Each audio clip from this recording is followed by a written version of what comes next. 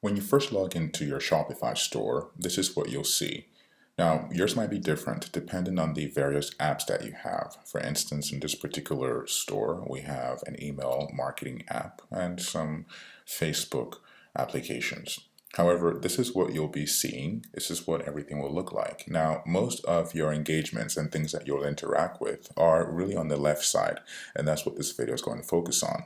The first thing that we're going to focus on is really going into your customers. So once you have your store, if you haven't done an import from a prior store of your customers, then your customers will appear here when sales have occurred.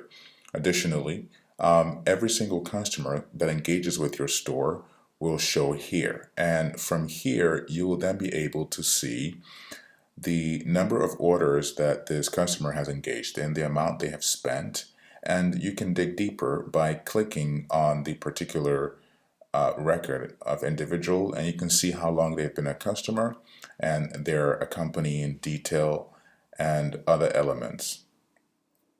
And so again, we'll be going to customers once you log in, and once within customers, you'll see your list of customers, and then you can click on a particular one if you want to review any particular record. You can add tags to them and just review various details, but this is the menu that you'll use to access the particular customer list.